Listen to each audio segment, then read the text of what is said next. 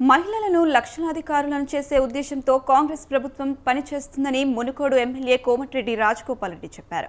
కుటుంబంలో మహిళ బలంగా ఉంటే ఆ కుటుంబం మొత్తం బాగుంటుందన్నారు. యాదాద్రి జిల్లా చౌటుప్పల్ మున్సిపల్ ఆఫీసులో ప్రజాపాలన ప్రజా విజయోత్సవాలలో ఆయన పాల్గొన్నారు.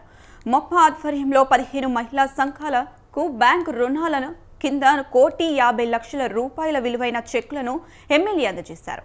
50 మంది విధి వ్యాపారుల ఒక్కొక్కరికి 50,000 చొప్పున 25 లక్షల రూపాయల చెక్కు అందించి మహిళలకు నెలకు 2,500 ఇచ్చే హామీకి కట్టుబడి ఉన్నామన్నారు రాజగోపాల్ రెడ్డి.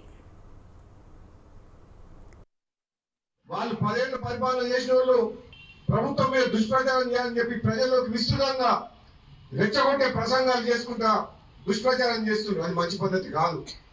10 ఏళ్ళు మేము ఓపిక పట్టినాం, 10 ఏళ్ళు మీకు ప్రజలు అధికారం ఇచ్చిండ్రు.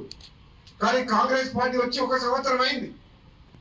మీరు కాంగ్రెస్ పార్టీ ఏదైతే హామీలు ఇచ్చిందో అది నెరవేర్చే కార్యక్రమంలో భాగంగా మహిళలకు ఉచిత బస్సు సౌకర్యం కల్పించింది కాంగ్రెస్ పార్టీ. 500 రూపాయల సిలిండర్ ఇస్తామని చెప్పి ఇచ్చింది. ఇంటికి 200 యూనిట్ల కరెంట్ ఇస్తామని ఇచ్చింది. ఇంకా చేయవలసిన హామీలు కూడా ఉన్నాయి.